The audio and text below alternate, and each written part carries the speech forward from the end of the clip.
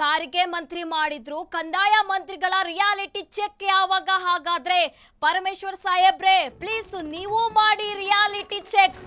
ಸಾರಿಗೆ ಮಂತ್ರಿ reality check ಮಾಡಿದ್ರು, ಕಂದಾಯ ಮಂತ್ರಿ ಯಾವಾಗ ಮಾಡ್ತಾರೆ? ಪರಮೇಶ್ವರ್ ಸಾಹೇಬ್ರೆ ಪ್ಲೀಸ್ ನೀವು ಒಂದ್ಸರಿ ರಿಯಾಲಿಟಿ ಚೆಕ್ ಮಾಡಿ ಏನಾಗ್ತಾ ಇದೆ ಅಂತ.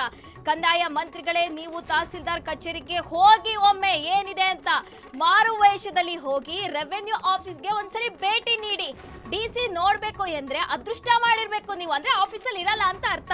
ನೀವು ತಿಂಗಳ ಪೂರ್ತಿ ಹೋದ್ರು ನಿಮಗೆ ತಹಸೀಲ್ದಾರ್ ದರ್ಶನ ಸಿಗೋದಿಲ್ಲ. ಅವರು VA RIಗಳು ಯಾರು ಕಾರಣಕ್ಕೆ ಸಿಗೋಲ್ಲ. ನೀವು ಒಂದು ತಿಂಗಳು ಹೋಗ್ತಾನೆ ಇರಬೇಕು. ಕಂದಾಯ ಇಲಾಖೆಯಲ್ಲಿ ಸಿಗೋದು ಕೇವಲ ಬ್ರೋಕರ್ಗಳು ಮಾತ್ರ. ಕಂದಾಯ ಮಂತ್ರಿಗಳೇ ನಾಳೆ ಬನ್ನಿ ಭಾಗ್ಯ ಸಿಗುತ್ತೆ ಅಂದ್ಬಿಡ್ತಾರೆ ಅಷ್ಟೇ. ಕಷ್ಟಪಟ್ಟು ಆನ್ಲೈನ್ ಅಪ್ಲಿಕೇಶನ್ ಹಾಕೋದ್ರಲ್ಲಿ ಸುಸ್ತಾಗ್ಬಿಟ್ಟಿದ್ದಾರೆ ಸಾರ್ವಜನಿಕರು.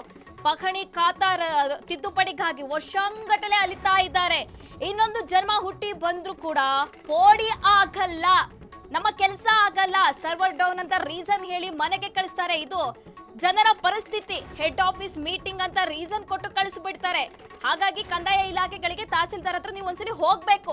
ಲಂಚ ಕೊಡಲ್ಲ ಅಂದ್ರೆ ಜಮೀನು ಬರೆದು ಕೊಡಿ ಅಂತಾರೆ. ತಮ್ಮದೇ ಜಮೀನಿಗೆ ಲಿಟಿಗೇಷನ್ ಕ್ರಿಯೇಟ್ ಮಾಡ್ತಾರೆ. ಈ ರೀತಿಗಳ ಪರಿಸ್ಥಿತಿ ಇದೆ. ಹಾಗಾಗಿ ಕಂದಾಯ ಮಂತ್ರಿಗಳು ನೀವ್ ಯಾವಾಗ ರಿಯಾಲಿಟಿ ಚೆಕ್ ಮಾಡ್ತೀರಾ? ಹಾಗಾದ್ರೆ ಸಾರಿಗೆ ಸಚಿವರು ಏನ್ ಸಮಸ್ಯೆ ಆಗ್ತಿದೆ, ಏನ್ ಆಗ್ತಿದೆ ಅಂತ ಖುದ್ದಾಗಿ ಫೀಲ್ಡ್ಗೆ ಇಳಿದಿದ್ದಾರೆ. ಗೃಹ ಮಂತ್ರಿಗಳು ಕೂಡ ಒಂದೊಮ್ಮೆ ಮಾಸ್ಕ್ ಧರಿಸಿ ನೀವು ಪೊಲೀಸ್ ಠಾಣೆಗೆ ಹೋಗಿ ಪರಿಸ್ಥಿತಿ ಏನಿದೆ ಅಂತ ಗೊತ್ತಾಗುತ್ತೆ. ರಿಯಾಲಿಟಿ ಚೆಕ್ ಮಾಡಿದ್ರೆ ನಿಮಗೆ ಗೊತ್ತಾಗುತ್ತೆ ಏನಂತ. ಯಾರೋ ಬಂದು ಜನರು ನಿಮಗೆ ಅಳಲು ತೋಡ್ಕೊಳ್ತಾರೆ ಅಂದ್ರೆ ಅಲ್ಲಿ ಪರಿಸ್ಥಿತಿ ಏನಾಗಿರುತ್ತೆ, ಹೇಗಾಗಿರುತ್ತೆ ಅಂತ ನಿಮಗೆ ಗೊತ್ತಾಗೋದಿಲ್ಲ. ನೀವೇ ಒಂದ್ಸಲಿ ಖುದ್ದಾಗಿ ಚೆಕ್ ಮಾಡಿದ್ರೆ ವಿಷಯ ತಿಳಿಯುತ್ತದೆ. ಅದನ್ನು ಮಾಡಿರುವುದು ಈಗ ಸಾರಿಗೆ ಸಚಿವರು.